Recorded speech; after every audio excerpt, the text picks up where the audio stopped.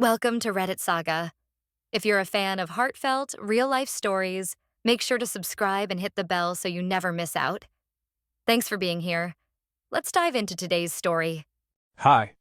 I'm the villain in my family's love story, at least that's what they say. I wasn't always. There was a time when I was the one they called at midnight, the one who fixed things, who paid the bills, who drove across town at 3 a.m. because someone forgot their keys. I was the responsible one. The good child. The backbone. Until I said one word they weren't used to hearing from me, no. It happened the night after my brother's wedding. We were all sitting around the table at my parents' house, plates of cold leftovers in front of us, the afterglow of the celebrations still lingering. Everyone was pretending the chaos hadn't happened. The drunken fight. The smashed decor. The thousands of dollars worth of property damage my brother caused after getting belligerent and throwing a centerpiece into a chandelier. Everyone smiled like nothing was wrong, until my dad leaned forward and said, like it was obvious, "You'll take care of the damages, right?" He didn't even ask. Just assumed. I took a breath. No. It was quiet. For half a second. Then the sound of flesh hitting would crack through the room. My dad slapped the table so hard the plates jumped. "You're seriously going to let your brother deal with this alone?" he growled. I didn't flinch. I just looked at him, then at my brother, who was suddenly very interested in his fork. My mom's lip trembled, and my sister-in-law stared at the table like if she focused hard enough, she'd disappear into it. No one said a word. No one came to my defense. I said, "He's not alone. He has you." That's when I realized, they didn't just expect me to help, they expected me to sacrifice. Again. They expected me to step in like I always did, to absorb the cost, the blame, the burden, because I always had. But something inside me had cracked. And this time, I stayed silent. My dad muttered something about how I had changed. My mother wiped a tear and whispered, "I don't recognize you anymore." And in that moment, I realized something else. They had never truly known me in the first place. If you've ever been blamed for finally standing up for yourself, I want you to know, you're not alone. And before you judge my choice, let me tell you everything that led to that night. It wasn't about money. It was about years of being expected to hold everyone else together while no one ever held me. So stick around. Subscribe if you've ever felt like the black sheep just for setting boundaries. Because what happened after that night? It didn't just change me. It changed everything. They didn't just want my help. They expected my sacrifice. They say the cracks in a family don't show until someone stops patching them up. For most of my life, that person was me. I didn't realize it until I stepped back, until I stopped, and watched how quickly everything fell apart. Growing up, my younger brother Caleb was what they called a free spirit. That was the family's polite way of saying impulsive, reckless, and totally allergic to accountability. He was the golden boy. Even when he got suspended in high school for vandalizing school property, my parents brushed it off with, "Boys will be boys." When he crashed Mom's car because he was texting while driving, my dad said it was just a phase. When he dropped out of college 3 semesters in, it was because he wasn't challenged enough. Meanwhile, I was the steady one. I got straight A's. I held down 2 part-time jobs in college. I didn't drink. I didn't party. I didn't complain. When my parents needed help with the mortgage one year, I cut my own food budget to send money home. When Caleb borrowed money, just until next month, I transferred it without asking questions. When Mom had her first health scare, I was the one who took time off work, sat in hospital rooms, handled the paperwork. I didn't do it because I wanted applause. I did it because that's what you're supposed to do, right? Be there. Show up. Support your family. That's what I believed. What I didn't see, what I didn't want to see, was how one-sided it all was. The imbalance became clearer in small moments. When my dad introduced Caleb to family friends as our creative genius, while I was just the one who works in finance. When I bought a used car with my own money, and no one said a word, but when Caleb leased a luxury car he couldn't afford, everyone praised how he was finally growing up. Or when I bought my own condo and invited the family over, only for my mom to ask me, genuinely confused, why I hadn't put Caleb's name on the title. "You know he's not great with paperwork," she'd said like that was a reason. But nothing compared to the lead up to Caleb's wedding. He'd met Savannah at a concert, and within 6 months they were engaged. The wedding planning was a mess. Caleb wanted everything flashy: destination venue, open bar, live band, designer tux. He had no savings. My parents had little to spare. Somehow, the unspoken expectation was that I'd fill in the gaps. I paid for the deposit on the venue. I gifted them the honeymoon flights. I even helped mediate when Savannah's parents refused to contribute unless it was a church ceremony. All of it quietly. No one asked, "Are you okay footing this?" They just assumed. On the night of the wedding, I kept waiting for the part where I'd feel proud. But it wasn't pride I felt, it was exhaustion. Caleb drank too much. He got into a shouting match with Savannah's cousin over something stupid. Someone tried to calm him down. He shoved the guy. Then, in a dramatic fit, he threw a centerpiece into a chandelier, cracking it and sending glass everywhere. I saw the look on the event coordinator's face: cold fury. The damage alone was going to cost thousands. Still, I hoped, naively, that maybe, just maybe, this time my parents would say, "He needs to fix this." But instead they said nothing. And the next night, when they asked me to cover the damages, like it was a given, that was when I finally broke. After I said no, and the table's slap echoed through the room, I stood up and left. No shouting. No tears. Just silence. And the silence continued for days. No calls. No texts. I figured maybe they needed time to cool off. But when I opened the family group chat a week later, I saw messages, long threads, complaining about me. My mother said, "She's not who I raised." My father wrote, "She has no sense of loyalty." Caleb chimed in with, "Guess she forgot all the times I covered for her." Oh wait, that's right, never happened. They didn't think I'd see it. But they didn't care much if I did. That's when it all unraveled. I stopped replying to messages. I stopped visiting. I didn't attend Caleb's post-wedding brunch, nor his birthday a month later. When my mom sent me a text asking if I'd co-sign a loan Caleb was applying for, I didn't answer. At first, I questioned myself constantly. Was I overreacting? Was I cruel? But the more distance I gave myself, the more I saw the pattern. I wasn't the family member. I was the fail-safe. The backup plan. The silent ATM with a smile. Even Savannah, his wife, reached out once, awkwardly, to clear the air. But it wasn't about apologizing. She wanted to know if I'd still be willing to help with a few lingering bills from the wedding. I laughed. Out loud. For the first time in weeks. I sent her one message. "Tell Caleb to sell his car. That should cover it." I think that's when they realized something was different. That I wasn't angry. I was done. The thing about being the reliable one is people forget you're still human. They confuse endurance with infinite capacity. But even a pillar cracks under enough weight. And the weight of being their solution, their scapegoat, their invisible safety net, it crushed me. It wasn't a single moment that caused the fracture. It was years of being expected to give and give and give, until one day I asked, "What if I didn't?" And they answered that question, loud and clear. They showed me who they were when I stopped serving their version of me. And once you see that truth, you can't unsee it. That's the day I stopped bleeding for people who never offer a bandage. I didn't disappear. That's what people get wrong when they talk about cutting off family. I didn't vanish into the night or burn every bridge I'd ever built. I didn't go no contact with a dramatic speech or some scorched earth farewell. I simply stopped. I stopped replying. I stopped fixing. I stopped bleeding for people who never even noticed I was hurt. And in that space, quiet, unfamiliar, mine, I finally began to hear my own voice again. The days after the wedding incident were silent. But not peaceful. Every time my phone buzzed, my body tensed. I started dreaming about arguments that never happened, rehearsing things I'd never said. My fingers hovered over the keyboard so many times, tempted to send one last message. One last justification. One last plea to be understood. But I didn't. Because I knew the truth, they didn't misunderstand me. They just didn't care to see me. So instead of reaching for them, I reached inward. The first step? Unlinking the bank account I shared with Mom.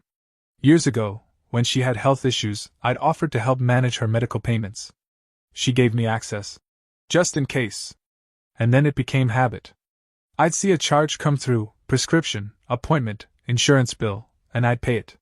No one ever asked if I could. No one ever offered to reimburse me. I sent her a message. Calm. Polite. Hi Mom, I've removed my bank from the account.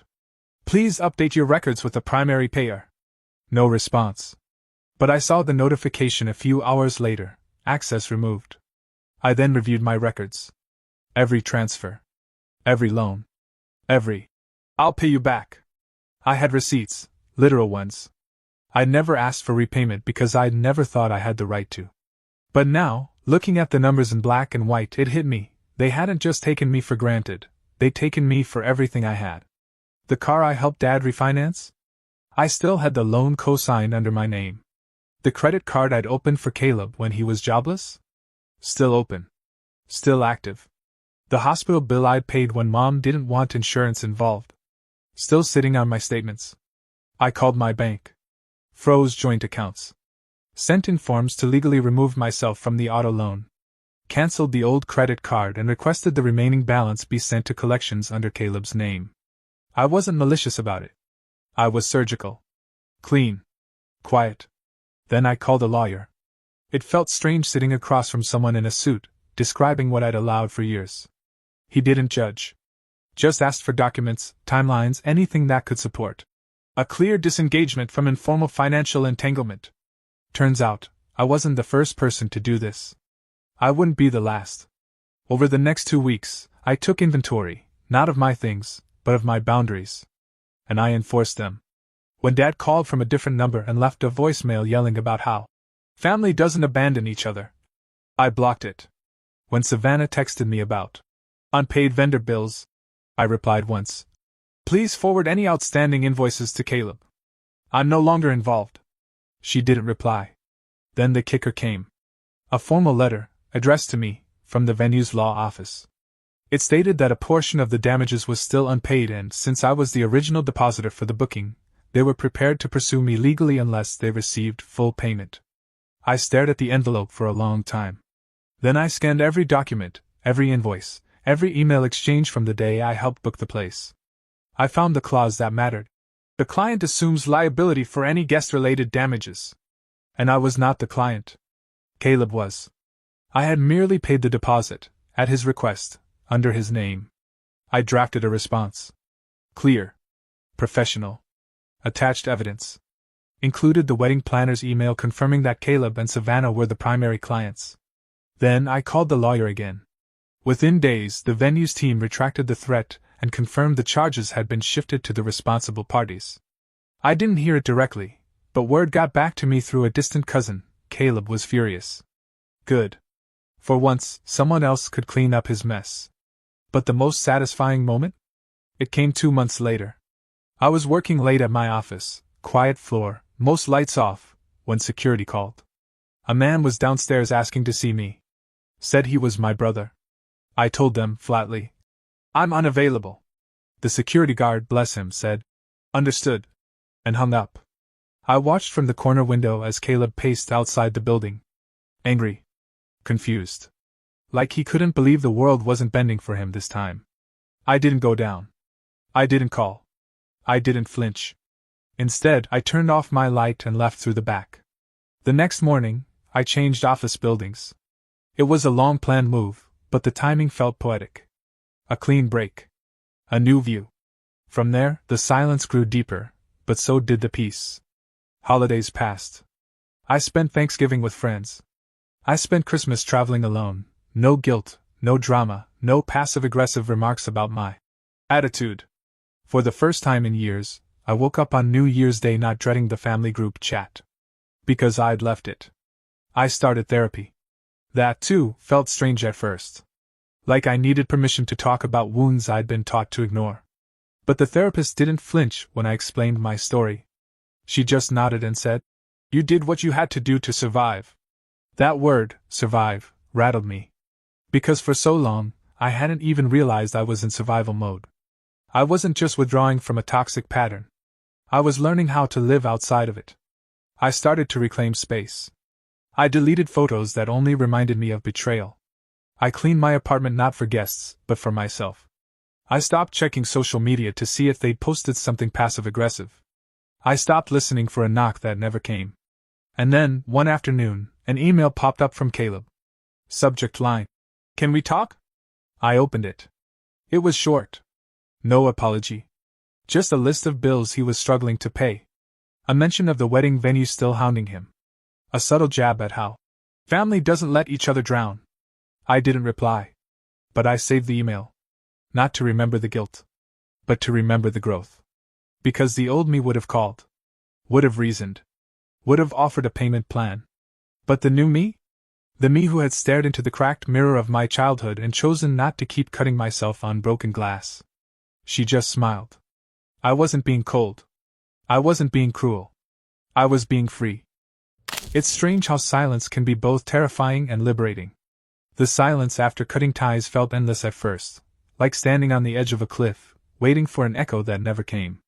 But eventually, that stillness stopped feeling like loneliness. It started to feel like peace. A full year passed. 12 long months since the night my father slapped the table and my family decided I was the villain in their fairy tale. I didn't see them, didn't hear from them, not until the email from Caleb, and even that was more invoice than apology. I didn't reply, and after that, the silence returned like an old friend. In that time, I rebuilt. Quietly. Intentionally. I started saying yes to things that made me feel light: weekend hikes, painting classes, coffee with coworkers who weren't just colleagues, but people who saw me. I began studying again, part-time coursework in psychology. I'd spent years helping others without understanding what helping truly meant. I wanted to know more, to do better, for myself, and maybe one day for others too. And for the first time, I didn't share any of it with my family. It felt rebellious at first. Then it felt right. People ask what healing looks like. Sometimes it looks like small things: sleeping through the night without dreams that leave you gasping. Deleting numbers you no longer feel obligated to keep. Smiling at a memory without bitterness trailing behind it. Reclaiming birthdays, holidays, weekends, spaces they used to occupy in your calendar and your mind. Then, one Sunday morning, the phone rang. It was an unknown number, but something in my chest told me exactly who it was. I let it go to voicemail. Later, I played it back. It was my mother. Her voice was soft, unfamiliar. Tired. "Hi, sweetheart. I know we haven't spoken. We didn't realize how much we asked of you. I think we let things slide. Caleb's not doing well. He lost his job. The venue's still pressing legal action. Your dad and we miss you. I miss you." Pause. Then, "You don't have to call back. I just wanted you to know." I sat with that message for hours. I didn't cry. I didn't smile. I just let it sit, like a puzzle piece that no longer fit the picture I was building. Because by then, I had accepted a difficult truth: just because someone feels sorry doesn't mean they've changed. And just because someone misses you doesn't mean they're ready to meet you where you are. Still, I didn't block her. I left the line open. Just in case. A few weeks later, I bumped into Savannah at a bookstore. It was awkward. She looked thinner, older. The sparkle from the wedding was long gone. She didn't try to force a conversation, just a nod. But as I was walking away, she touched my arm. "He misses you," she said, almost in a whisper. "He says it every time things get hard. My sister wouldn't have let this happen." I turned to her. "I did let it happen," I said. "That's the point." She nodded. Didn't argue. Just whispered, "I think he's starting to understand that." I wished her well and walked away. No dramatic goodbye. No lingering bitterness. Just a full stop. And that's the thing. Closure isn't always about reconciliation. Sometimes, it's about finally understanding that the version of yourself you gave to others, the one who bent and folded to keep everyone else happy, deserved better. Deserved love that didn't come with conditions or ledgers. That summer, I bought a tiny home on the edge of town. 1 bedroom. A garden. Quiet. I built a life rooted in balance, not burden. I no longer flinch when someone asks me for something. Because now, I know how to say yes without losing myself, and how to say no without guilt. One morning, I received a small envelope in the mail. No return address. Inside was a photo from Caleb's wedding. It had been ripped on one edge, as if it had once been thrown away, then rescued at the last minute. In it, I'm standing beside him. Forced smile. Exhausted eyes. I don't recognize that woman anymore. Not because I've forgotten her, but because I've grown past her. I framed the photo, not to remember the pain, but to remind myself of the turning point. I look at it sometimes and whisper. She got out. That's my ending. No dramatic confrontation. No table slapping part 2. Just me, living a life where I am no longer the first to be called when someone else sets their world on fire. Just me, choosing softness over sacrifice, peace over performance. Just me. Free. There's a moment in every person's life when the roles we've been assigned by our families begin to suffocate us. For some, it happens quietly, like a dimmer switch turning down over time. For others, like me, it happens all at once, in the sound of a hand slamming down on a dinner table, in the weight of a single word. No. We grow up being told that family is everything. That we should forgive. That we should sacrifice. That being the bigger person is a virtue. But what no one says out loud is how often that idea gets weaponized. How people begin to rely on your silence, your compliance, your emotional labor, your money, not because they love you, but because it's convenient. What this story taught me is simple, but hard-earned. Love without respect is not love. Responsibility without reciprocity is not family. And loyalty, when demanded at the cost of your well-being, is not loyalty, it's control. For years I thought being needed was the same as being valued. That if I gave enough time, money, energy, patience, someone would finally look at me and say, "You're enough." But I learned the painful truth: people don't appreciate what they believe they're entitled to. They don't thank the safety net they expect it to hold. When I stopped playing that role, I expected backlash. I expected sadness. What I didn't expect was clarity.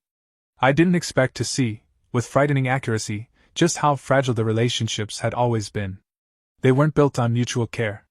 They were built on me showing up, even when no one else did. And so, I learned to redraw the lines. Boundaries aren't walls. They're gates. They don't keep love out, they let the right kind in. The kind that knocks. The kind that asks. The kind that listens when you say, "That's too much for me right now." I used to think I had to earn my place in my family by always saying yes. But now I understand that true belonging isn't conditional. If your value is based on what you give, not who you are, that's not a family, that's a transaction. What I want anyone reading this to take away is this: you are not selfish for choosing yourself. You are not cruel for stepping away from people who use your kindness like a currency. You are not the villain for refusing to carry a weight you never agreed to shoulder. Healing isn't linear. Some days you'll miss them, not the people they were, but the roles you played, the dreams you had. And that's okay. Grief exists even in justified distance. But that doesn't mean you go back. Growth is learning that love can still exist without obligation, and that you can love people without letting them harm you. And to those still stuck in those roles, the overfunctioners, the peacekeepers, the fixers, I see you. I know how heavy it feels to always be the strong one. But strength, real strength, isn't in carrying everyone else. It's in knowing when to put things down. You don't owe anyone your ruin. Say no. Say it even if your voice shakes. Say it even if they call you ungrateful. Say it because it might be the first step towards saying yes to yourself. That's what I did. And it didn't make me less loving, less loyal, or less human. It just made me whole.